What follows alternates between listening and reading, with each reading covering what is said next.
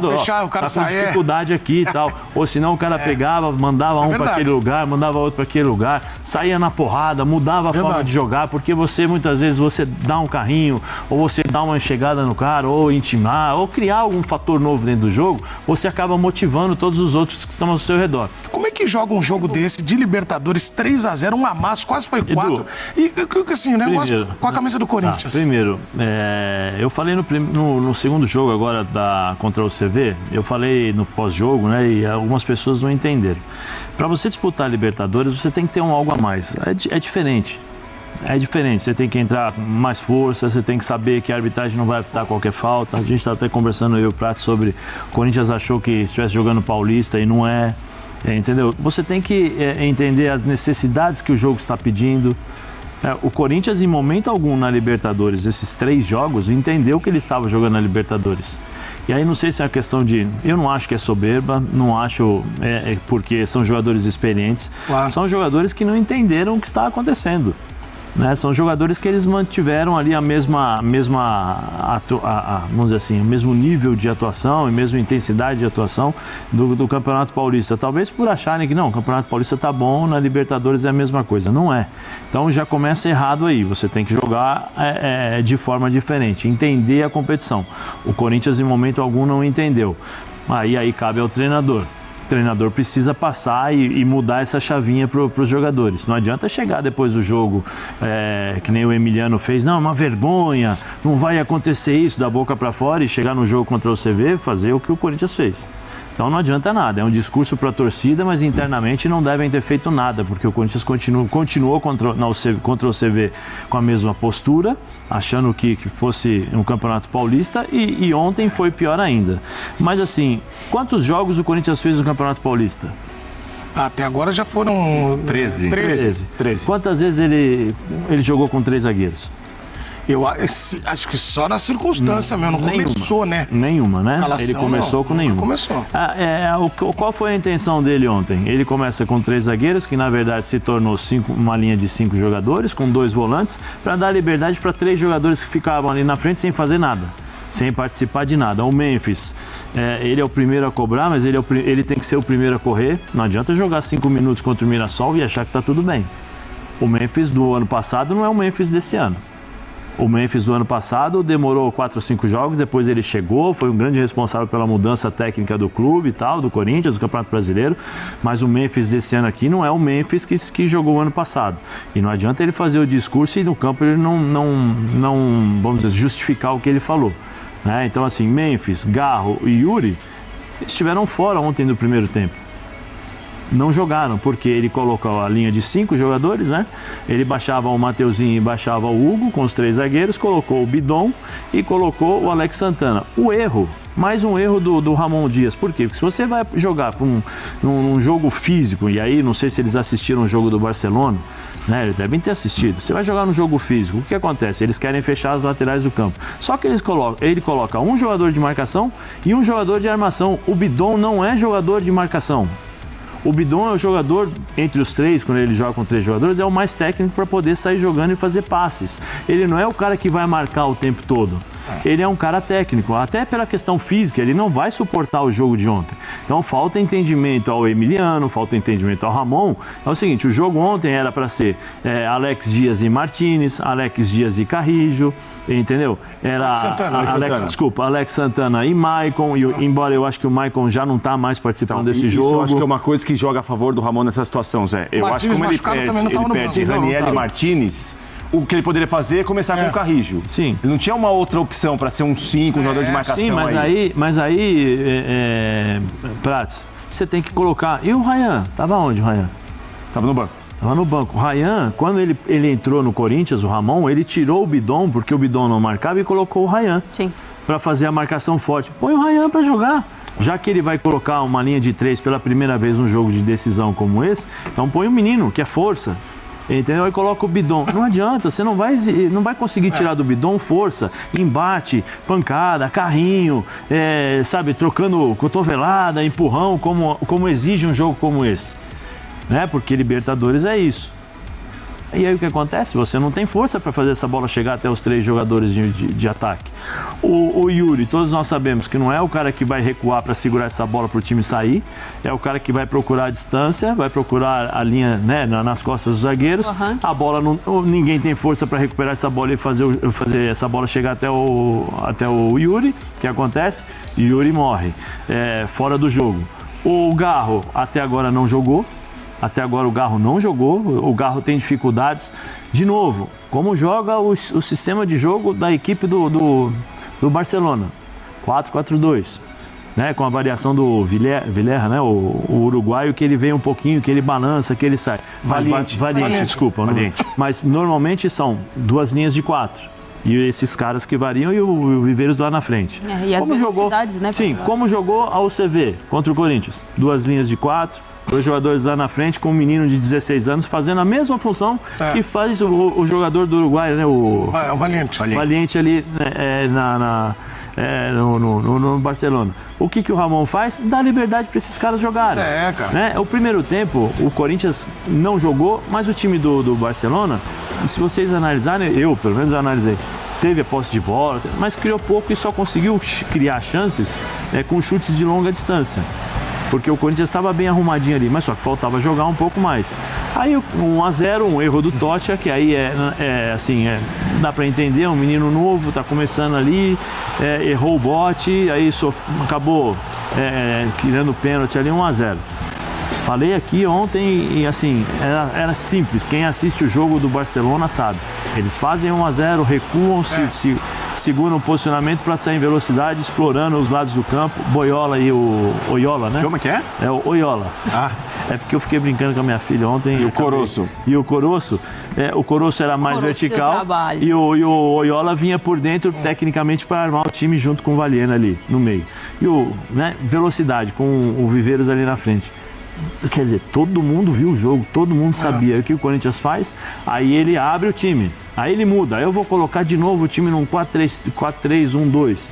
Só que assim, esse 4-3-1-2 é questão de, o futebol hoje é superioridade numérica. Quando você cria superioridade numérica numa região, você tem possibilidade de controlar o jogo. No primeiro tempo, 4 contra 2 no meio campo, porque você tinha 5 jogadores atrás, 2 aqui na frente, 4 contra 2, o time recuava a bola, conseguia. No segundo tempo, 4-3-1-2. Qual é o sistema de jogo do Barcelona? 4-4-2, ou seja, você tem 4 jogadores contra 3 do Corinthians, você tem 4 jogadores contra 3 do Corinthians e tem 4 jogadores aqui atrás que não serviam para nada porque eles estavam ali esperando o time. O que acontece? Sai o time, dá a possibilidade de jogar pelos lados do campo e aí todos nós vimos o que aconteceu. Então, assim, a culpa exclusivamente 100% do Ramon? Não. Mas uns 70% sim. 30% dos jogadores, que eu volto a falar, não entenderam como é disputar a Libertadores.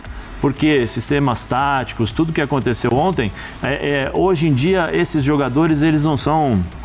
Eu tenho que falar porque a gente percebe isso. E conversando com ex-jogadores que pararam de jogar agora, tem mais ou menos isso. Esses jogadores, essa geração, é uma geração que obedece à risca tudo que o treinador fala. Você tem que fazer isso, tem que fazer aquilo, tem que fazer aquilo. Sim, é verdade. No passado, nós tínhamos uma certa independência em relação a isso, porque você entendia o jogo, via a necessidade de mudar, mudava e depois ia falar pro treinador.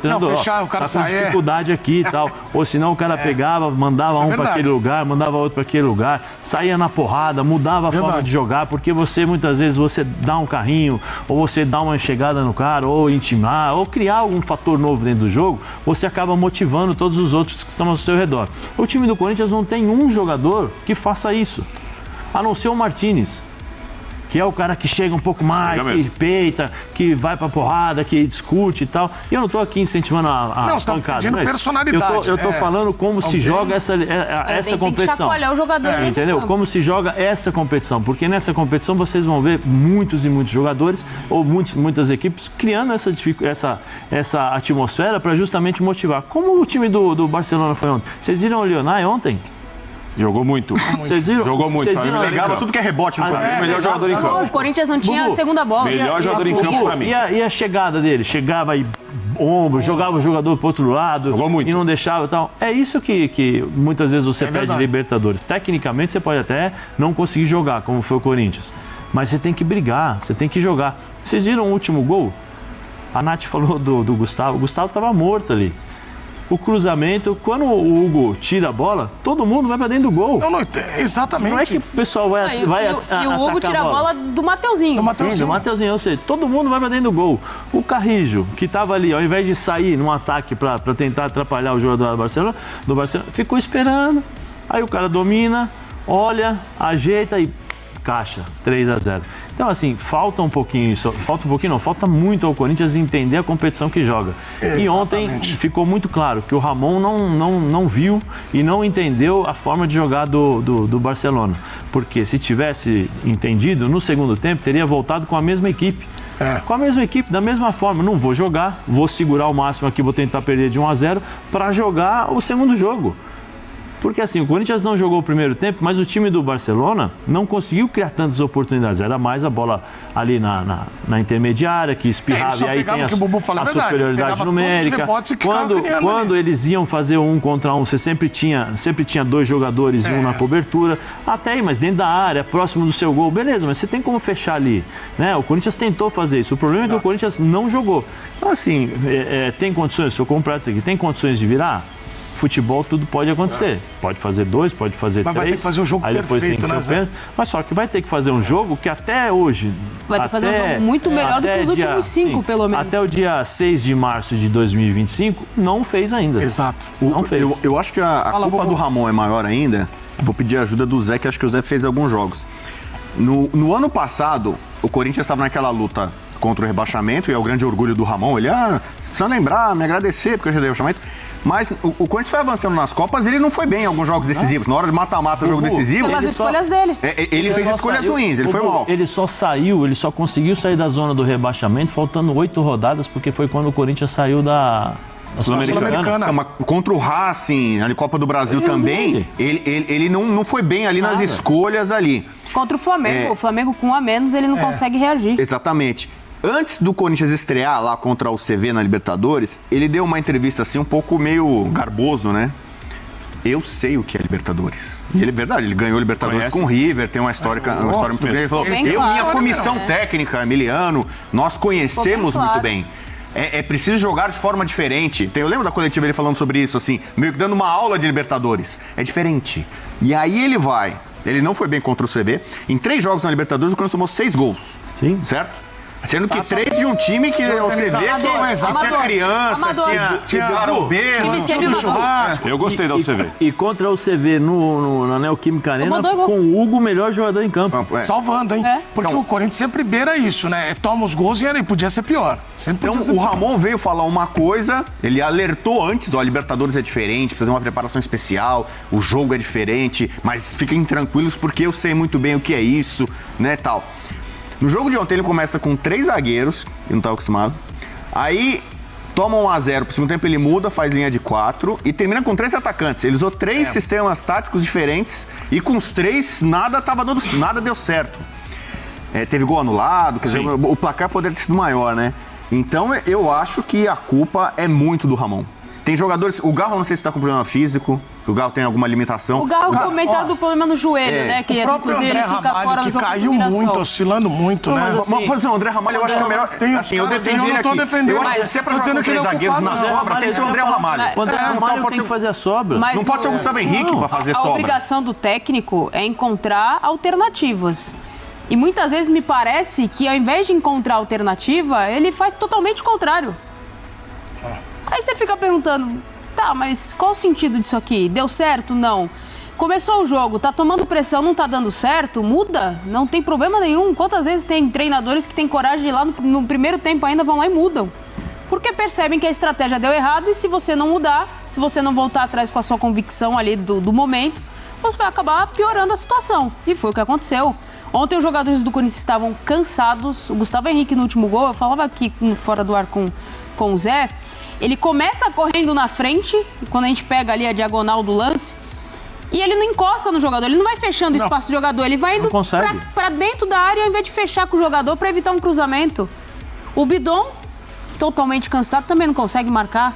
Então, assim, ele conhece a Libertadores, sim, a gente respeita a história dele com a Libertadores no River Plate, mas ele esqueceu de passar isso pros jogadores, então. Me parece que Ramon Dias estava em casa e ficou tocado com o chamado do Corinthians, e disse, serei o herói. E foi lá, e graças a ele, Nossa, faço um o estado. Corinthians, uma instituição que, olha, Ramon, você tem razão, é Graças quase... a ele, não. Não, eu tô dando aqui a leitura Ah, tá. na cabeça, é que começou Graças agora. à janela de transferência no meio não, do e ano. outra, quem ouve isso pensa que o Corinthians começou em 2024, que Ramon tocou. Eu vou, ô Zé, Faz de novo esse. Olha, coisa diferente. olha, calma, estou aqui para... Ô Zé, eu sinto que você quer falar mais. O cara não pode assim, falar isso, cara. Não, são as mesmas atitudes que ele teve um pouco em relação ao Vasco. Assim, as pessoas acham que os clubes brasileiros, eles começaram a partir do momento que eles chegaram aqui, entendeu? Cheguei aqui, eu fiz isso pro Corinthians, o Corinthians existiu agora, entendeu? Não, dá uma segurada. Eu acho que ele errou, porque, por exemplo, o trabalho dele no Vasco, pra tirar o Vasco do rebaixamento, eu acho que foi muito mais difícil do que o do Corinthians. O Corinthians foi lá com o Provenço de pai. André Ramalho. Carrilho, teve Carrilho, outros a janela de meio do ano no Corinthians, o Corinthians botou dinheiro, deu jogador pra ele. E aí você fala assim, tirar o Corinthians do rebaixamento parecia como se fosse algo impossível. Pô, tinha um segundo turno inteiro com um monte de jogador bom. E demorou. Tanto que ele deu sair, tempo de classificar pra Libertadores. Não é que ele ficou em 16º lugar. Não, é só, assim, como eu volto a falar, dá uma segurada, entendeu? É um treinador importante dentro da Argentina, tem títulos importantes com o River, tem uma carreira fantástica, mas não foi ele que fundou o Corinthians, né? Não foi ele que, eu salvei, os torcedores pediram, choravam para me tirar. Ô Ramon, desculpa, qualquer treinador que estivesse na tua situação ano passado, teria a mesma cobrança e a mesma expectativa. Entendeu? Você, seu filho, qualquer treinador que pegasse o Corinthians na situação que se encontrava no ano passado, seria o mesmo ambiente. E você deu sorte que não foi num tempo atrás. Deu muita sorte que não foi um tempo atrás, porque se fosse um tempo atrás e a torcida cobrasse da forma como ela cobrava antigamente, aí sim o trabalho ia ser difícil. Aí ia ser muito mais difícil. Mas assim, você só fez a sua função, você ganhou para fazer isso. Não é que você foi lá e que nem o Edu falou, eu vou aqui, vou abrir o peito, sou o super-homem, vou salvar o Corinthians. Não, você recebeu para isso, você sabia da sua responsabilidade quando você chegou, então não bate no peito e se sinta o grandão, porque assim, com todo respeito, nós temos outros treinadores que fizeram muito mais histórias que você. O próprio Carille, que está no Vasco, tricampeão paulista e campeão brasileiro, com um time inferior ao que você tem. Então dá uma segurada aí.